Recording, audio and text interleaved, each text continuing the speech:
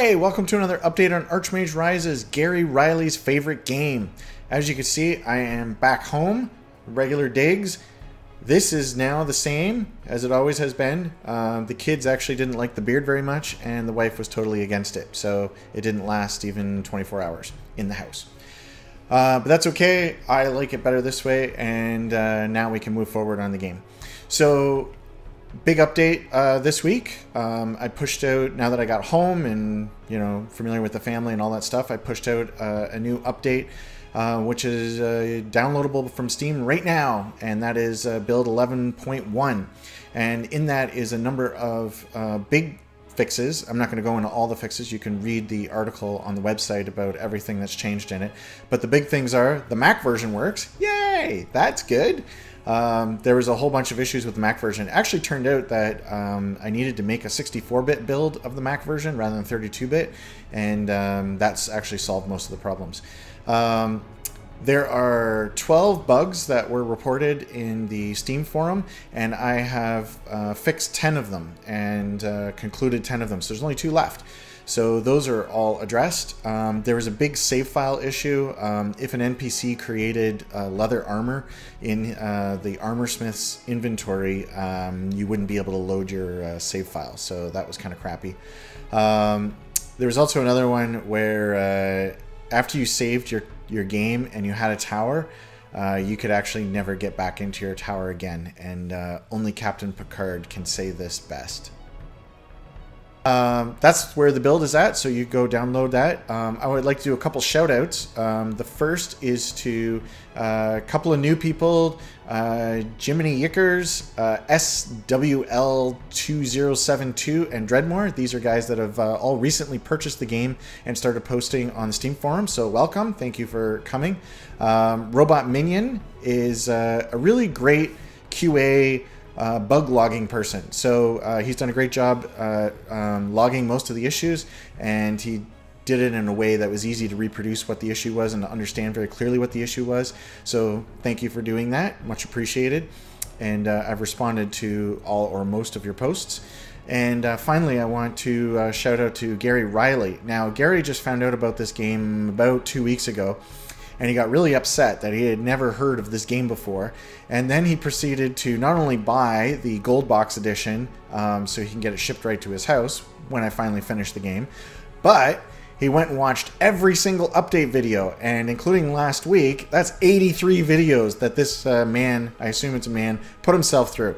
So special shout out for him. Thanks for doing that, and thanks for watching hopefully this update video, or you got so sick of the other 83 you're not even going to bother to watch this one, in which case I'm wasting everybody's time. Next, I have a question for the community. This was raised as kind of a feature bug question.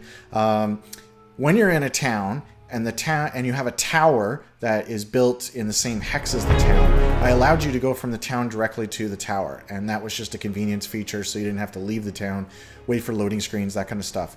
But it allows you to bypass the guards and that kind of functionality. So even worse, when you go from the town to your tower and then you would exit your tower, it wouldn't put you back in the town. It would put you back outside of the town. So that was kind of an exploit that you could do to get around getting in and out of the town using your tower. So I decided to change it so that you have to leave the town in order to go into your tower. Now, some people are like, hey, that's great. It makes sense now, right? There isn't this exploit or whatever. But other people are like, hey, I really thought that I was buying property inside the town in order to build my tower, as opposed to, I don't know, like a couple acres outside of town, which is kind of the way I think of it, is that you're a couple acres outside of town, you're not right downtown. So if you would like to jump in on that conversation, tell me what you think, the way that it should work, you can go to the link below and let us know what you think. And finally, like I said, there were 12 bugs that were logged against build 11, and I fixed 10 of them. The last 2 I will get to early next week, so I have no doubts that I'll be able to fix those.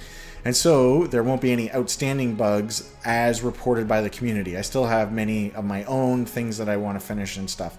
Anyway, my big question to the community is, what do you think of this build, 11.1, and do you think that's a release candidate? Do you think that I should finally make that kind of the public release, or do you think that it needs more work and more love before it goes out to everybody? Maybe more balancing, economy stuff, something. Anyway, so let me know. And if you want to publish these issues, there's a special place on the Steam forums to do it, not in the main discussion area. I like to keep that available for like game design-y type questions or just general questions about the project, as opposed to there's a subgroup called Bugs where you can go in, you can log all your issues there, and that kind of keeps that separated. It's easy for me to organize and be able to work through the list and stuff. So I appreciate it if you could kind of respect that division. So that's where you can go, and I am reading the forums every single day, maybe even multiple times a day, as I try to tick off these things. And my plan going forward for the next 2 weeks anyway, well, at least 1 week, is to continue working on the bugs and improving build 11 and making it good for you all to enjoy.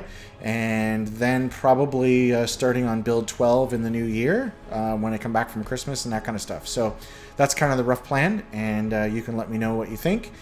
And that's it for the update. So once again, no Nick on the update, and that's why it is not 20 minutes long. So there you go. Okay, goodbye, everybody.